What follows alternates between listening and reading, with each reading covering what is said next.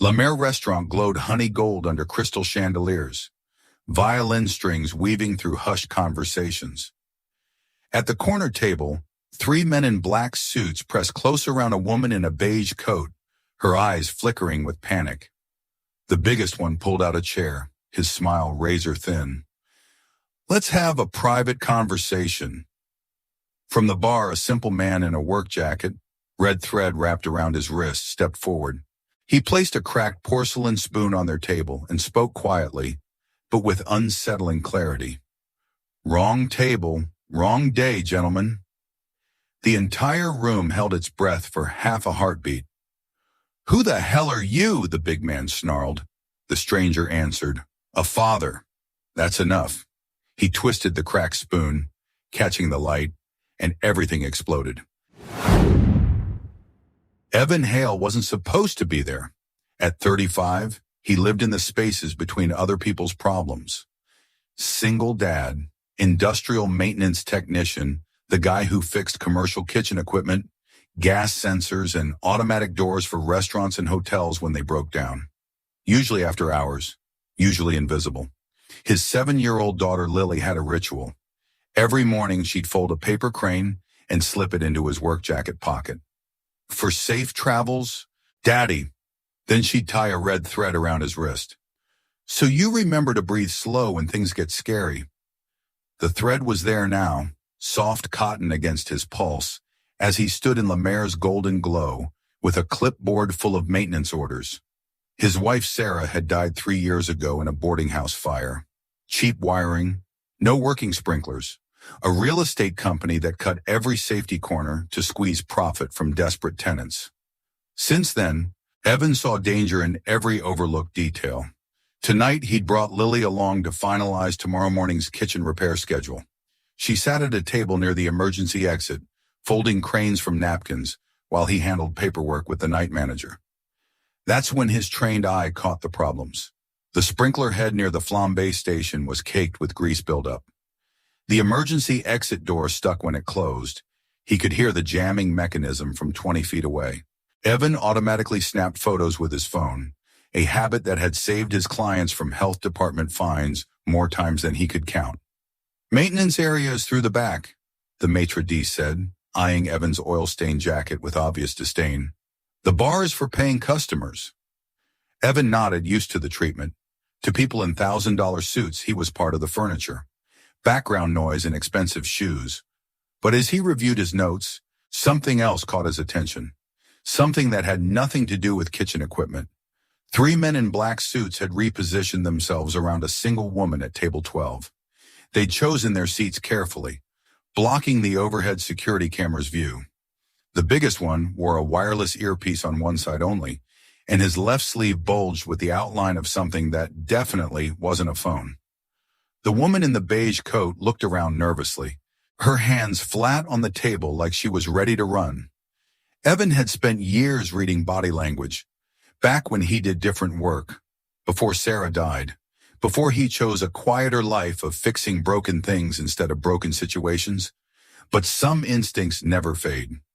He watched the 3 men exchange glances, saw the subtle hand signals, noticed how they'd positioned themselves to cut off her escape routes. The woman wasn't here by choice. Evan looked back at Lily, busy with her origami. She glanced up and caught his eye, pressing both palms against the table. Their signal that meant, "I'm watching you, Daddy." He tucked the cracked porcelain spoon from the bar setup into his palm. A nervous habit from the old days. Something to fidget with, something to focus on when situations required absolute calm.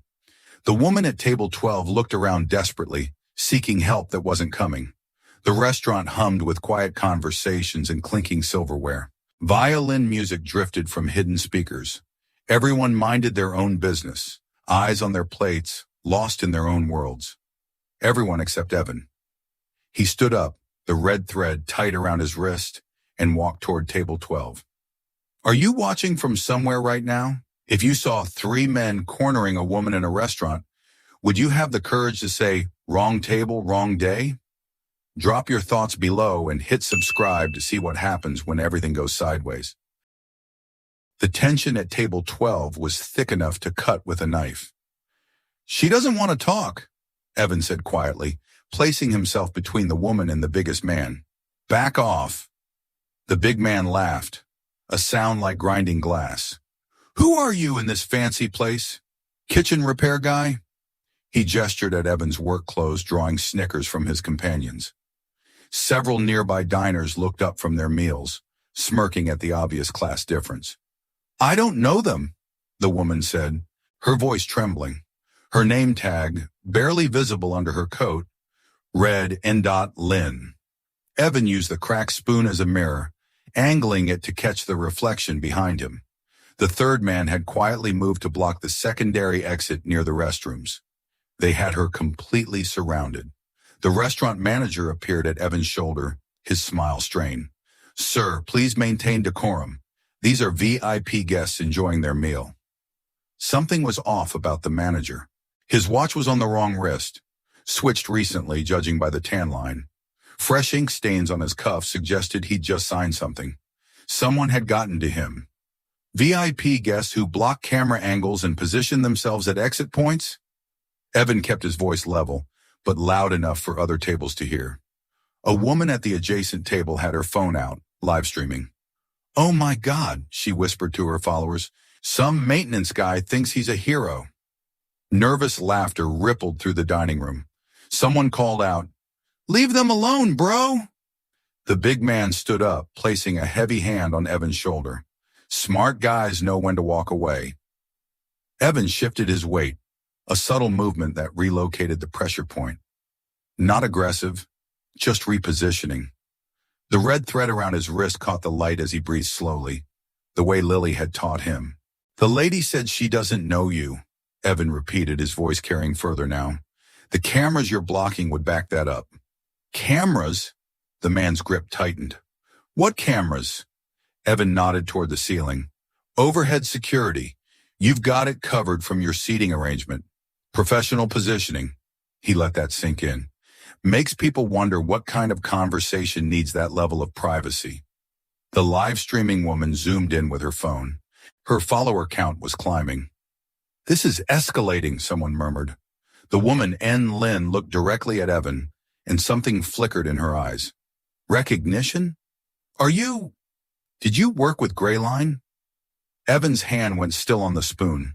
That was a name he hadn't heard in years. Grayline? The big man's attention sharpened. What the hell is Grayline? But the seed was planted. The woman knew something about Evan's past, and now everyone was listening. I'm nobody special, Evan said. Just someone who fixes things when they're broken.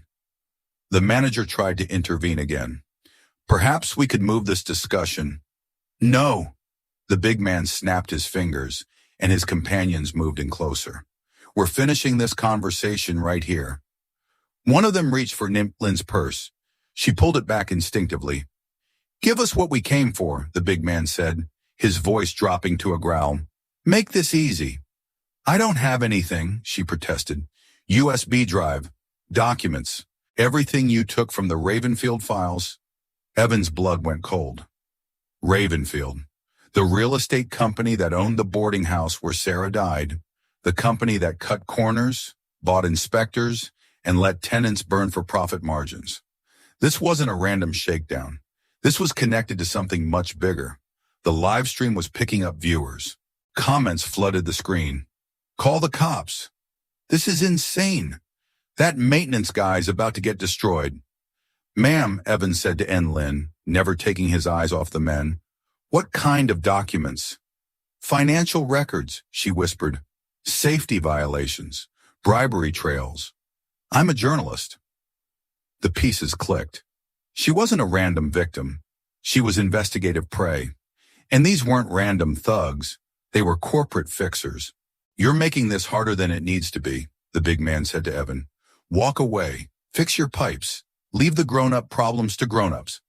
The dining room had gone quiet except for the violin music and the whispered commentary from the live stream. 30 people watching, waiting to see if the working-class hero would back down or get crushed. Evan looked over at Lily, still folding paper cranes at her table near the exit. She caught his eye and touched her chest. Their signal for breathe deep stay calm. He rolled the cracked spoon between his fingers, feeling the hairline fracture that ran along its surface. Fragile things could still be useful if you knew how to hold them properly. Here's what's going to happen, Evan said, his voice carrying the quiet authority he'd thought he'd left behind years ago. The lady is going to walk to the bar. You're going to stay seated, and we're going to wait for the police to sort out who belongs where. The big man's smile widened. The police? You called the police? Not yet, Evan said. He pulled out his phone, set it to speaker, and dialed 911. But I'm about to. That's when everything went sideways. The big man lunged forward, his companions moved to grab Lin, and Evan realized that all his careful de-escalation had just run headfirst into people who never intended to de-escalate. The cracked spoon in his hand suddenly felt like the most important tool he'd ever held. The live stream viewer count hit 4 digits and climbing. Lily pressed both palms against her table, watching her father step into the kind of fight he'd sworn he'd never have again. The first move came fast. The big man's hand shot toward Evan's throat. A classic intimidation grab meant to end things quickly and loudly. But Evan wasn't there anymore. He'd shifted his weight to the balls of his feet, the red thread around his wrist reminding him to breathe as muscle memory from another life kicked in. The cracked porcelain spoon became an extension of his hand. The sharp edge of the spoon caught the man's wrist at the exact pressure point between the radius and ulnar bones. Not hard enough to break anything, just enough to make his hand go completely numb and fall uselessly to his side. Jesus Christ, someone whispered. The second man lunged for Lin, but Evan was already moving. He grabbed the cloth napkin from the nearest table setting, twisted it into a rope, and looped it around the man's reaching arm in one fluid motion. A gentle pull forward, a step to the side, and the man found his wrist zip-tied to the chair leg, with the napkin acting like soft restraints. The livestream exploded with comments. Viewer count climbing past 10,000. What the hell is happening? This guy knows martial arts. Is this real? The third man had been reaching into his jacket, but Evan was faster.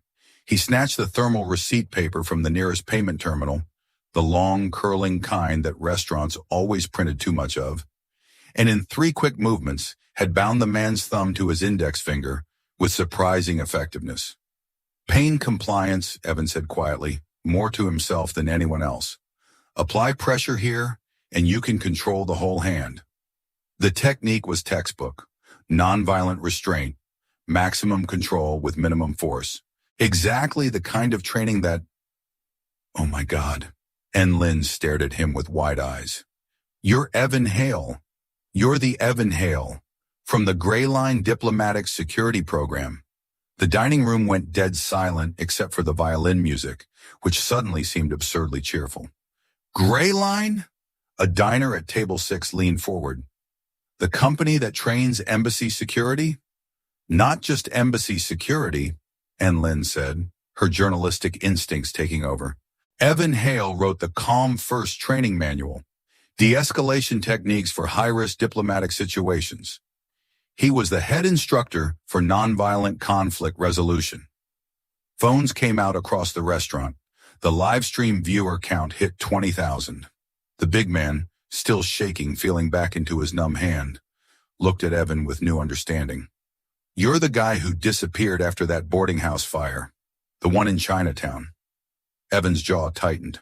That's not relevant here, isn't it? Lin pulled a USB drive from her purse, holding it up for the cameras to see. Because that boarding house was owned by Ravenfield Holdings, the same company whose safety violations I've been investigating. The same company that sent these men to silence me. The room erupted in whispers. The pieces were clicking together for everyone watching. Your wife, Lin continued gently, Sarah Hale, she died in that fire because Ravenfield cut corners on fire safety systems, and you disappeared from Gray Line the day after her funeral. Evan's hand found the red thread on his wrist, Lily's reminder to breathe. Across the room, his daughter had stopped folding cranes and was watching with the kind of serious expression that 7-year-olds got when they realized adults were talking about important, scary things. I stopped training people to fight, Evan said simply. I wanted to fix things instead of breaking them. But you never stopped being good at it, the big man grunted, still massaging his wrist. The manager, who'd been trying to fade into the background, made a move toward the kitchen. Evan's voice stopped him cold. Manager, stay where you are. He held up his phone, still connected to 911. The police dispatcher has been listening to this entire conversation. They're about 3 minutes out. How did you... I never hung up. Evan showed the phone screen. Call duration, 8 minutes, 43 seconds. Everything's been recorded. The thermal receipt paper around the third man's thumb was cutting off circulation. He was starting to panic. I can't feel my hand. Then sit still, Evan advised. The technique is designed to be reversible without permanent damage, but only if you don't fight it.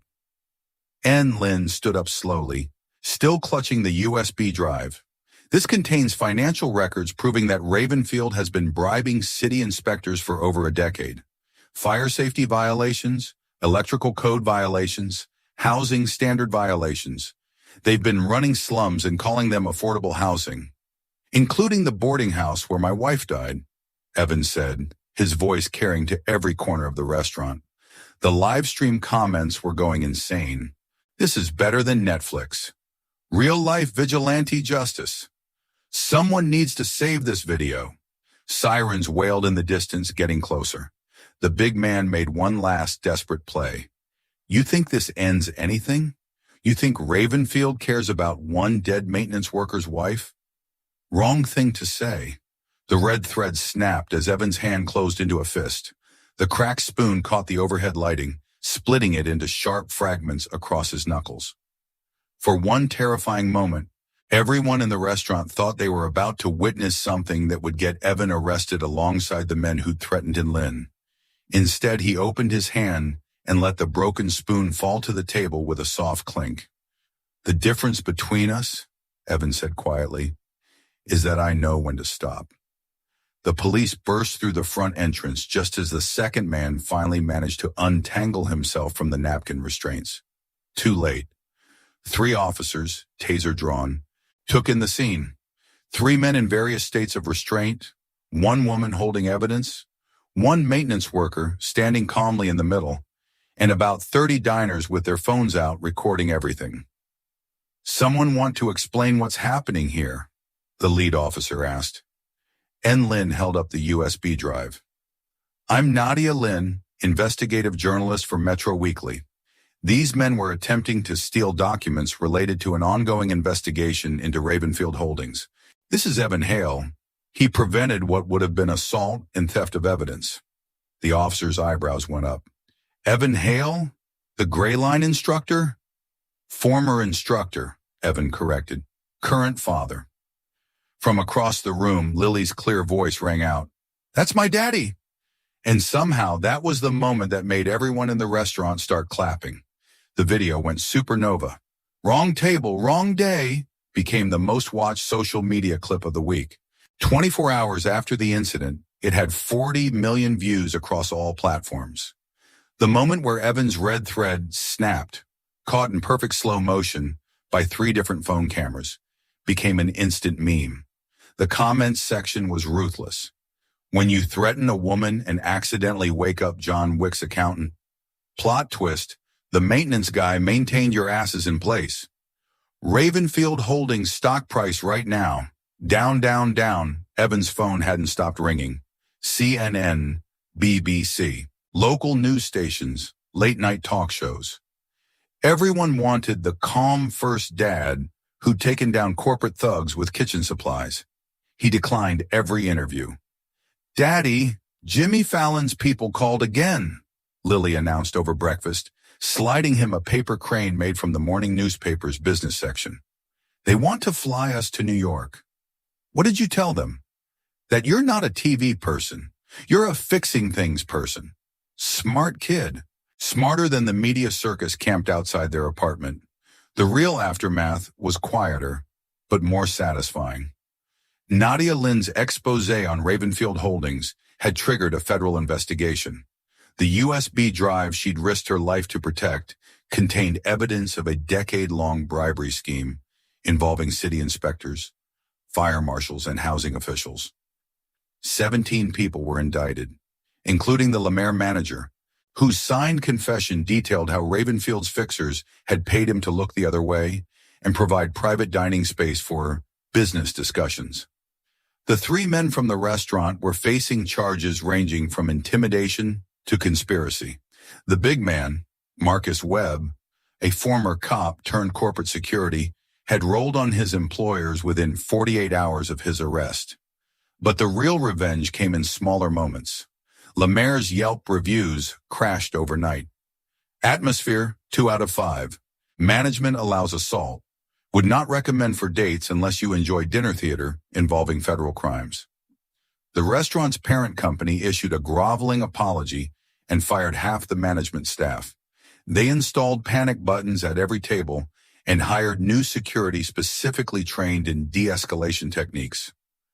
Ironic, the boarding house where Sarah died was condemned and torn down within the month.